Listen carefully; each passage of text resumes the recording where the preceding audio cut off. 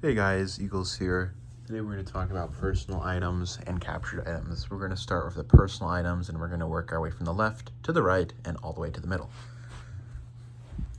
Alright, so right here, this stuff is more for Foot Locker stuff as well as impressions that would be based on some sort of army base or stationed for when you're stationed somewhere, as well as for walking out, more specifically in England and European countries.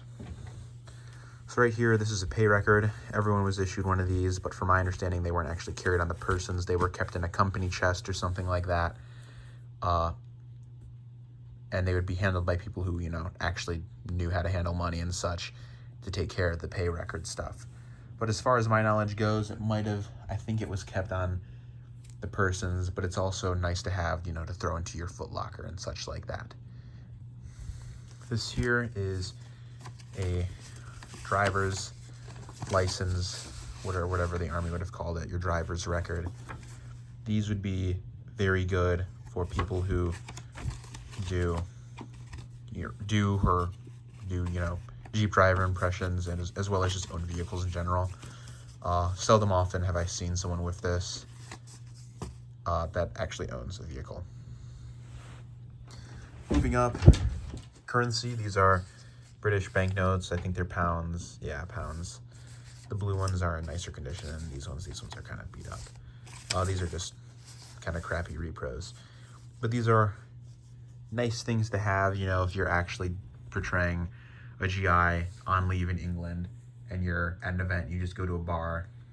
That's a funny gag you could do, pull out your pound banknotes, get a laugh from people, maybe someone will buy you a drink for that. Friction tape. Everyone knows friction tape. Everyone uses friction tape. These would be good to throw into your Foot Locker, as well as obviously if you're doing engineer stuff, demo stuff, good to have in a demo bag and such. And it's also just very handy tape. And this is what it looks like in the actual box. This here is very unique. I don't think I've seen anyone with one of these in a Foot Locker or any sort. This would definitely be something for stateside training, as well as, when you're stationed overseas in England. This here is a postcard. You can fill it out as you want. And there's the postcard. You can put the stamp on it there, write a little bit something on the back. You could actually probably use this as an actual postcard. You can, give it to a loved one at home. I know when I'm at events, I'll write pretend letters to my friends and give it to them after the event, and they really love stuff like this. But if you don't use it for that, it's something that you could tuck into your Foot Locker. Really nice detail. Moving over to the right, stuff that would more so actually be carried and used into the field. We'll start with the letters, as I was talking about. These are examples of various letters that I made for other people at events, and they didn't keep them, they just gave them back. And this would be stuff that, would be carried on the GI, carried on someone's persons. When they receive a letter, that's like gold to them. The other gold is, cigarettes and tobacco. But seldom often have I seen GIs with actual good-looking letters. All the ones that I've seen, just like kind of look like dookie. They printed off some PDF and put it on paper and then threw it in, compared to, stuff in actual envelopes with actual writing. When I made these, I used actual period stamps. They're all expired stamps. I don't want to pay for a new old stock sheet of stamps that are going to be pretty expensive. And I invested in some stamps as well, as you can see, stamps and such. I'll go ahead and open this one. That way you guys can kind of see what it looks like.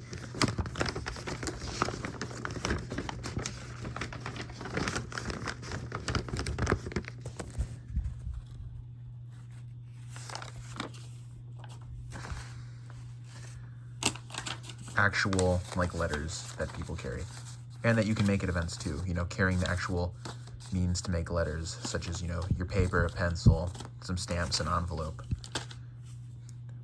Going off of that, This here is a wallet. Wallets were not the most common thing during the 40s, as, you know, prices were different then. So really all you would need is maybe like a dollar bill. And even then, that's kind of like carrying a lot. So a lot of the times, from my understanding, people would just carry like coin purses, little coin bags. But some guys did buy wallets overseas. And this is something that you don't often see because people just don't have them. Or if they do have them, it's in their back pocket. This is an example of mine. In here I have various currencies, you know, the French franc marks, different values on those. Let's see here. Dutch currency. On the other side we have Reich marks. In here is a Class A pass for walking out. The ETO ration card. This would also be something that you could keep in your foot locker. But then again, as you're constantly on the move, especially in the context of, you know, later in the war, you might want to keep that on you. Throw that to the side. In this pocket here, I have a 1944 calendar, just of all the months. You can put your name, address, city on there. Little pocket calendar, keep track of the time. In this other pocket here, keep the ID card, medical card, and the actual ID booklet.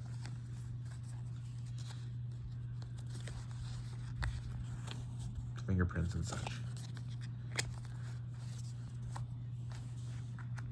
The small pocket here, gotta dig in there a little.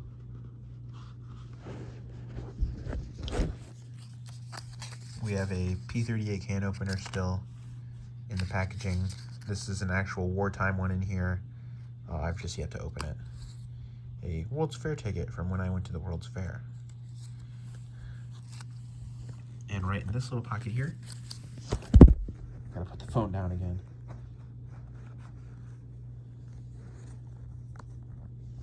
You guessed it, bunch of stamps. There's a lot more in there, but these are a mixture of captured German ones as well as US ones.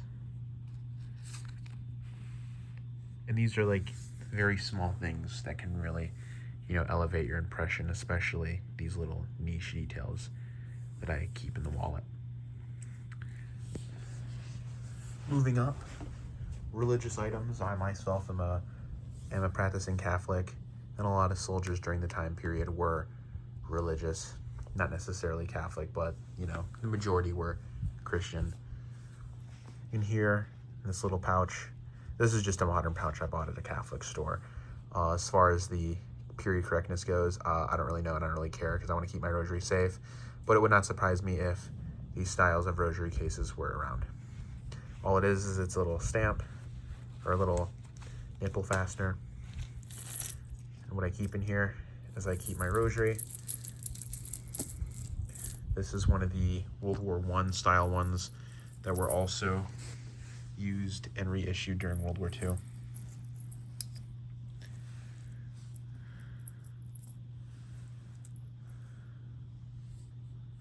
It's also just a very nice durable rosary. I really like praying with this one.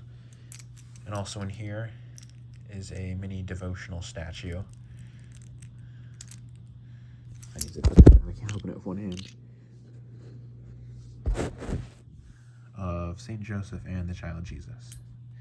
Because St. Joseph is kind of goated. And if you're Catholic and you haven't looked into St. Joseph, you really should. He's kind of a really cool guy. That's what we keep there. Yeah. Soldiers' personal faith was a big thing. I mean, if you're religious in the modern day, you know how it is. You know, if you're religious, you're religious. That's that. So you gotta, you know, get your prayers in and stay devoted. And that especially didn't change for soldiers. If anything, their faith would likely probably increase due to the things they were witnessing and going through. There's a saying that there are no atheists in foxholes, and there was a study done from like the wartime period where it's like, I'm probably butchering the percentage, where it's like 40% of men, or I feel like it was even bigger. Maybe it was probably like 60. Anyway, some percentage of men, you know, turn to praying foxholes even if they weren't praying them. So yeah. Moving on, little pocket knife. This is a one from the 30s. There's an actual blade, and then it has a screwdriver end. And as a lanyard, I have a legging lace that I made. I can adjust the length of it. I girth hitch it onto my belt loop and stick it into my pocket. That's how I attach it. Because pocket knives were very common for troops to have. You do see it in a lot of photos where guys will have some sort of rope tied to their belt loop or their belt going into their pocket. That's either a pocket knife or it's a pocket watch. Kind of hard to tell at times, but I'd imagine that a pocket knife is far more practical. This here is far more niche territory. Propaganda leaflets. Propaganda leaflets were, you know, dropped on the Allies at times earlier in the war during Dunkirk. That was a famous example. And the specific example here is from the Battle of the Bulge. This specific one was dropped on the 101st. I believe in airburst artillery canisters or something like that. So, you know, having propaganda leaflets to keep as souvenirs is a pretty neat thing to do, especially considering that that's how this copy was found.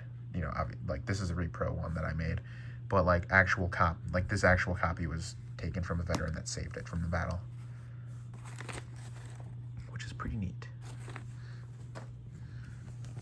With that, we're going to transition into captured items. Now, captured items are, I think they're represented fairly decently, but most of the time you just see people throw a captured belt on, call it a day, and if they're feeling special, they'll throw a pistol on it too, because, well, I mean, not to diss, but, you know, pretty much the pistols were very common late in the war as far as GI souvenirs go, but I do feel like it becomes big reenactorism. It's just an excuse for people to like have a 1911 without it being a 1911, but I digress. So like I said, belts are very common for you to see, as well as the pistols. I have a P38 in here. But what I did go ahead and do is I went ahead and marked my name and my Army serial number in there. That way people know it's mine and they don't try and steal it, because everyone knows that Lugers are so highly coveted. Because everyone knows that every German pistol is a Luger. Let's go ahead and pop that sucker shut. Edged weapons were also a pretty decent thing to bring back. This one was a Normandy bring back. It's an original matching.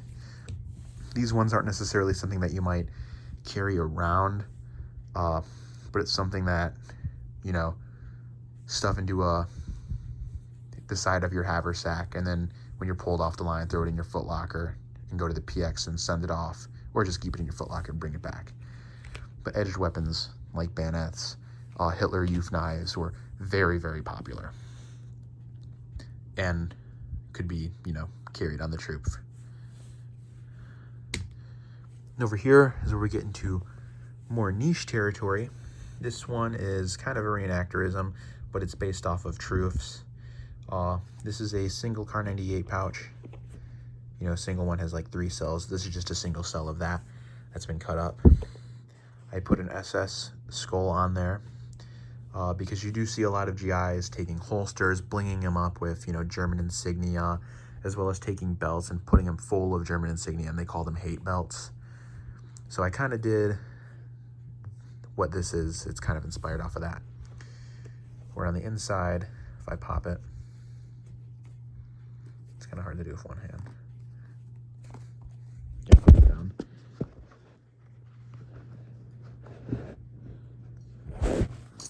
Inside, I've got some rings.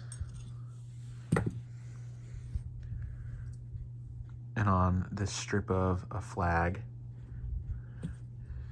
we have a Saul badge, Iron Cross, and just a miscellaneous cat badge. And I have all this space on the flag piece waiting to have souvenirs added. That's what I keep in the little ammo pouch. I think it's a very nice touch. Is it kind of a reenactorism? Yeah. But is it something that a GI would do? Absolutely. And this is where it comes back to, you know, personal items. If you can be creative, but creative realistically, as long as you don't make a huge deal about it, you can get away with it. Besides, this is probably something that's been done. And then obviously, flags. If you can't tell, that's a captured flag. That one's a banner. It's an original. It's about 9 feet long. It's a pretty, like, big banner. Big banners like those weren't necessarily brought back, per se. I mean, this one was brought back. But, you know, if your average GI found one of these, they'd probably just tear it down and leave it at that. Or they would cut out the actual swastika part of it and have people sign it. That was a big thing. Signed flags. Those are very neat personal items. If you can get guys in your group to, you know, get a repro flag, sign it, or if you're feeling spicy, get an actual original and sign it, because who cares? Yeah. And that's kind of all I've got for these personal items here. You know, these are just things to keep in mind as you continue your journey across being a USGI reenactor, and as you try to increase, you know, the depth and accuracy of your kit. These are just some things to inspire and to keep in mind as you do just that. Well, I hope everyone enjoyed the video. We've made it to the end. If anyone has questions, wants to see anything, feel free to leave comments. A little bit of an update. I've been very busy with life, hence why I've not been so active. I've gotten a couple other cool toys, and by cool toys I mean I got more grenades. I bought some secondhand stand at the door ones from a friend. I have a number 4 Enfield now. I don't know if anyone saw that video, the POV. That's mine. It's pretty nice rifle. I don't think I've really gotten anything else. I got a Luftwaffe canal jacket, but that was just bought for personal wear. But yeah, anyway, that's it for this video, guys. Bye-bye.